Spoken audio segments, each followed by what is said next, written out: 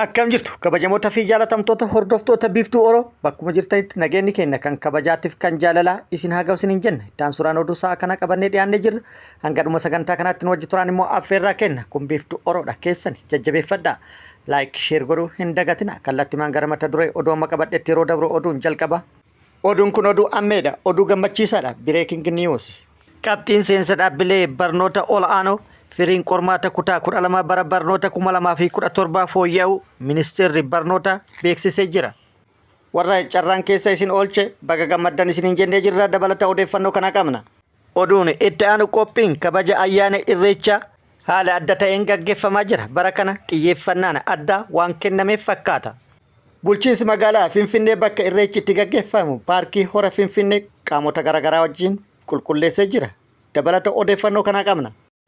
Oduun itti aanu oduu oolmaa Oromiyaati. Oduu oolmaa Oromiyaati loltoota mootummaatii fi waraana bilisummaa Oromoo gidduutti Oromiyaa bakkoota garaagaraatti zoonilee fi godinaalee garaagaraatti gaggeeffamaa jiru cimee itti fufee jira. Waraanni bilisummaa Oromoo har'a haala adda ta'een bakkoota garaagaraatti yeroo wal fakkaataa kaampilee waraana mootummaa irratti haleellaa raawwadhee injifannoo argadhe jedhee jira. Lixa Oromiyaatiif kibba Oromiyaatti bakkoota garaagaraatti tarkaanfii barraaqaan yeroo wal fakkaataa mooraa waraana mootummaa irratti fudhateen loltoota mootummaa hedduu hojiin ala taasisee hedduu harkaan qabe jechuudhaan viidiyoo deeggaramee argisiisee jira.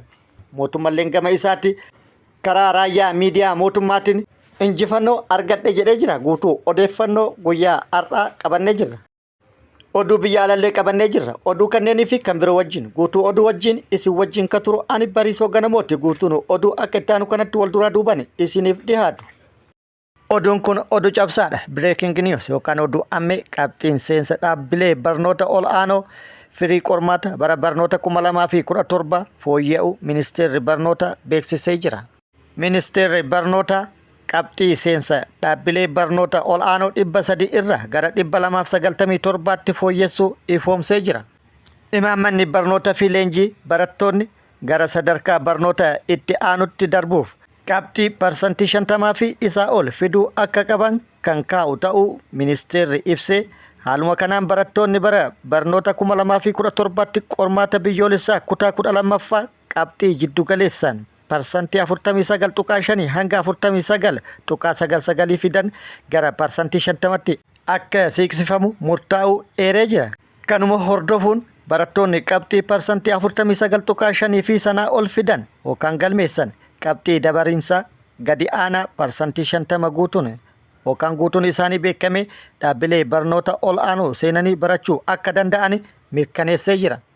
Fooyya'insi qabxii kun barattoota hedduu gargaaruu baatus barattoota qabxiin isaanii waan xiqqoodhaaf yookaan qabxii xiqqoodhaaf jala rarra'ee hafeef gargaarsa guddaa taasisuu ni danda'a. Barattoota reenjii kanatti qabxiin jala rarra'ee hafeefis gargaarsa ta'uu danda'a waan ta'eef barattoonni carraa kanatti fayyadamuu dandeettan baga gammaddan isiniin jennee jirra. Oduun itti aanu horri Finfinnee kabaja ayyaana irreechatiif qulqulleeffamuun qophaa'ee jira. Qophiin kabaja ayyaana irreechatiif taasifamaa jiru bara kana xiyyeeffannaan addaa waan kennameef fakkaata. Qophii ayyaana bara kanaatti wal qabate muummichi ministeerallee uummata Oromoo hora lamaan gurguddoo irraa fageenya irra jiraniif waamicha taasisanii jiru. Gara hora Finfinneetti fi gara hora Bishooftuuttis dhufuudhaan uummanni Oromoo ayyaana irreechaa akka kabajatu waamicha taasisanii jiru. Kana dura garuu kun hin mul'anne. Inumaayyuu baroota jalqaba gara hooggansaatti dhufee ture. Muummichi ministeera Itoophiyaa ayyaanichi akka hin kabajamne dhoorgee tureeyyu.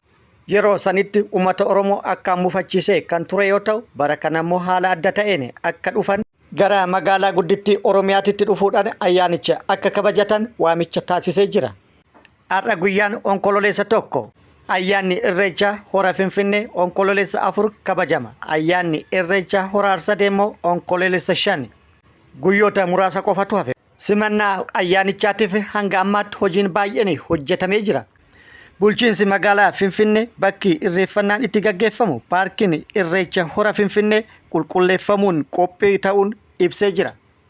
Sagantaan qulqulleessuu kun har'a kan gaggeeffame yoo ta'u sagantaa qulqulleessuu kanarratti kan argaman caasaa bulchiinsa magaalatti artistoota fi akkasumas qaamoleen hawaasa garaagaraa irratti hirmaatanii jiru. Daayirektarri ol'aanaan eejensii bulchiinsa qulqullina magaalaa Finfinnee obbo Gazzaa Hindeessisaa ayyaanicha dursee hojiin paarkii Irreechaa miidhagsuu fi qulqullina isaa eeguu hojjetamee xumuramuu himee jira. Duudhaalee nagaa, jaalala, araara akkasumas obbolummaa fi tokkummaa kan ta'e yookaan immoo ta'uudhaan kan beekamu Irreechi onkoloolessa 4 hora Finfinneetitti akkasumas onkoloolessa 5 hora Arsadeetti erga kabajamee booda kutaalee Oromiyaa garagaraatti fi akkasumas biyyattii keessa fi biyya alatti hanga onkoloolessa 30tti kan kabajamu ta'a. Oduun itti aanu kun oduu gaddisiisaadha. Naannoo Amaaraa Minjaar Shankooratti sireen yookaan mukni siree mana amantaa ittiin ijaaramaa ture jiguudhaan lubbuu namoota hedduu galaafatee namoota heddummoo madeessuun dhagahamee jira. Naannoo Amaaraa aanaa Minjaar Shankooratti ijaarsa mana amantii Maaramii Araartiif mukkeen ce'umsaa fi ijaaraman jiguudhaan lubbuu namoota hedduu galaafatee jira. Ajajaan poolisii aanichaa Inspektar Ahmed Gabayyoo balaan kun kan mudate hordoftoonni amantichaa mana amantaa ijaaramaa jiru daawwataa yeroo turanitti jedhee jira.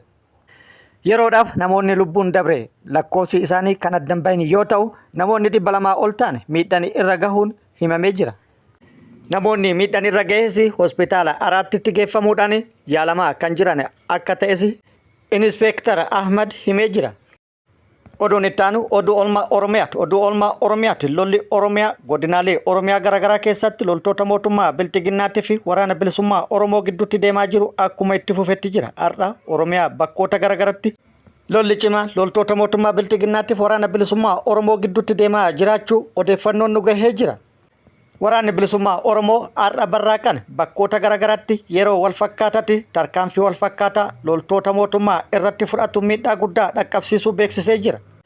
Tarkaanfii wal fakkaataa mooraa waraana mootummaa bakkoota garaagaraa jiran irratti yeroo wal fakkaataatti fudhateen miidhaa guddaa kan dhaqqabsiise yoo ta'u loltoota mootummaa hedduu hojiin ala taasisuun injifannoo boonsaa argadhe jedhee jira.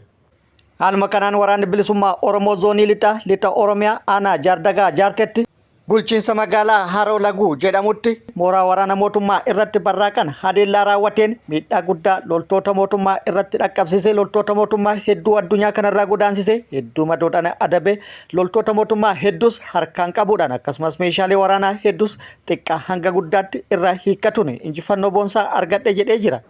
Haleellaa mooraa waraana mootummaatti itti seenuun humnoota mootummaa irratti raawwateen humnoota mootummaa 30 addunyaa kana irraa godaansisee 22 immoo madeessee 18 fayyatti harkaan qabu waraanni bilisummaa Oromoo beeksisee jira. Haleellaa har'a raawwateen meeshaalee waraanaa hedduus argatu beeksisee jira.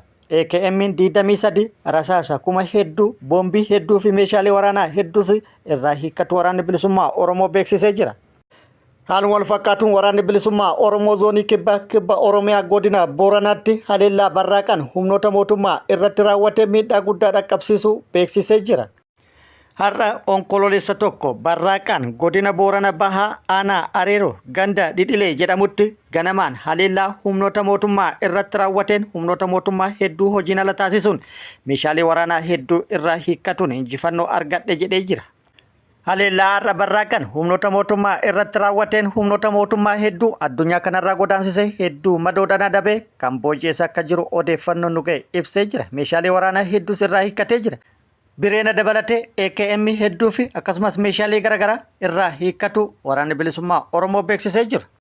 Kun akkuma jirutti ta'e humna dabalataa dirmannaaf garasi ergamte keessaa loltoonni mootummaa Bilxiginnaa 2 nuti lola hin barbaannu lolli nu ga'e jechuudhaan waraana bilisummaa Oromootti hidhannoo guutuu wajjin harka kennatuu isaanii dhagahamee jira.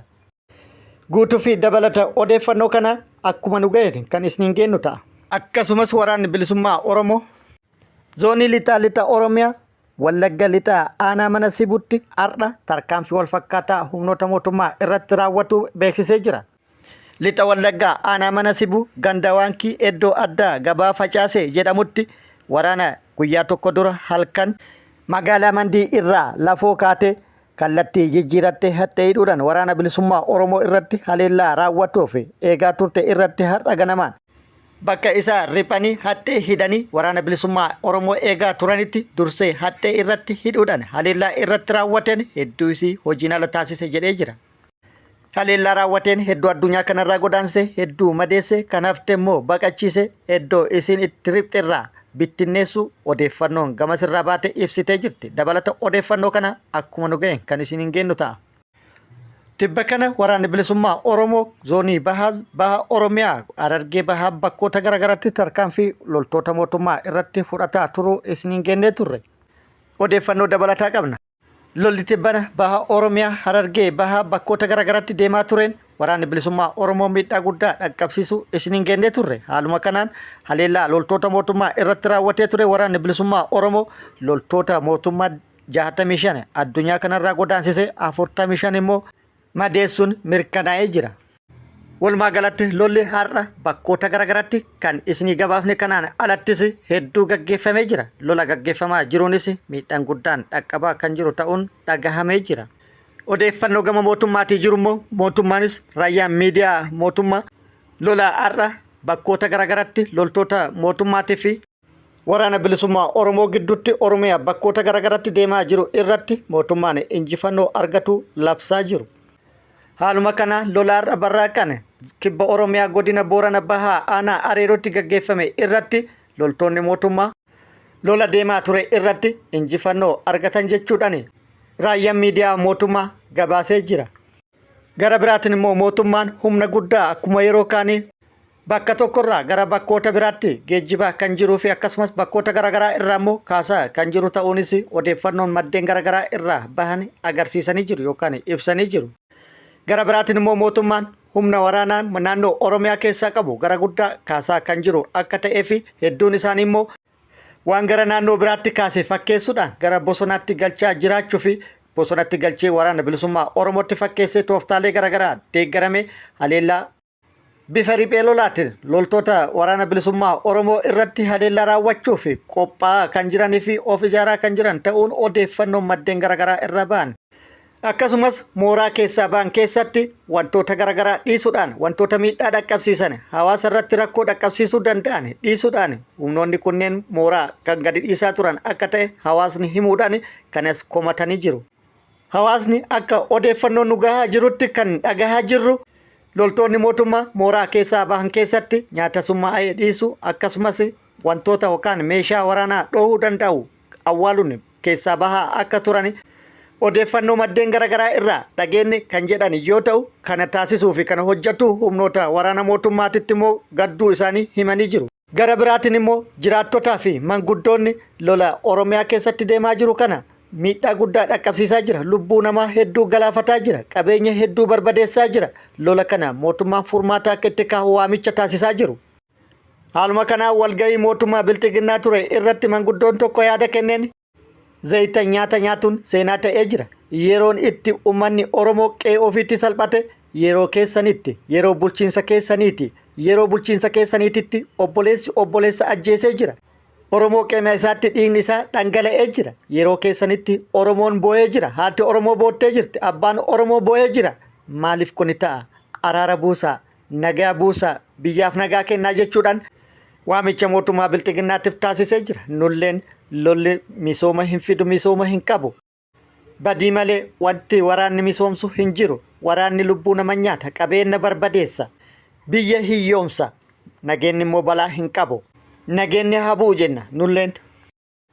Oduu biyya alaatiin Ameerikaatti waajjiraaleen mootummaa sababa hanqina mallaqaatiin cufamuun himamee jira. Seenetiin Ameerikaa mallaqa waajjiraalee biyyattiitiif gadi dhiifamu irratti waliigalteerra gahuu dadhabuu isaa irraa kan ka'e waajjiraaleen mootummaa hedduun cufamanii jiru jedhamee jira. Waajjiraaleen mootummaa Ameerikaa gariin yeroodhaaf yoo cufaman bara 2018 as inni kun kan jalqabaati jedhamee jira. Tiraamp waajjiraaleen kunneen kan cufaman yoo ta'e namootni hedduun dhaabbataan hojiirraa ari'aman jechuudhaan akeekkachiisee jira. Riippaabilikaanotaa fi Dimookiraatonni wixinee fedhii waajjiraalee mootummaa seenetii biyyattii keessatti sagalee deeggarsa 100 keessaa 60 argachuun malee kufuu isaatti wal komatanii jiru. Ameerikaatti waggoota 40 darban keessatti yeroo 11ffaa fi waajjiraaleen mootummaa itti cufamee jira jedhamee jira. Oduun itti aanu Hamaas wixinee dhukaasa dhaabuu Tiraamp dhiyeesse fedhii uummata Filisxeem kan kabachiisu miti jechuudhaan kufaa taasisee jira. Waraanni Gaazaa dhaabbatee nagaan akka bu'uuf wixinee karoora nagaa Tiraamp dhiyeesse fedhii Israa'el malee fedhii uummata Filisxeem kan hin kabajne jechuudhaan qondaalli Hamaas tokko BBCtti himee jira. Wixinee karoora nagaa Tiraamp dhiyeesse keessaa tokko hidhannoo hiikkachuu Hamaas. yoo ta'u Hamaas hidhannoo hiikkachuufis fedhii akka hin qabne qondaalli kun himee jira. Akkasumas garee Gaazaa akka tasgabbeessuuf ni hundaa'a jedhame International Stabilization Force Hamaas kan hin fudhanne ta'uu himee jira. Sababni isaa immoo jechuudhaan kan inni ibse bifa haaraan Gaazaa gita bittaa jala galchuudha yookaan gita bittaa biraa jala galchuudha jedhee jira. Yaanni qondaalli Hamaas BBCtti hime kun akkuma jirutti ta'e ifa godhe kana muummichi ministeeraa Israa'el Netaniyaahuun fudhatee jira. Hamaas garuu hanga ammaatti ifatti fudhachuu fi diduu isaas hin beeksifne. Kabajamoota fi jaalatamtoota hordoftoota biiftuu Oroo oduun ammaaf qabadde kana hanga ammaa kana guutuu oduu wajjin isin wajjin kan ture ani Bariisoo Ganamooti. Hanga yerootti aanutti deebinee wal agarrutti nageenyi Rabbi isiniif haa baay'atu. Nagatti nuu turaan immoo hawwii kennaa nagatti nuu turaa.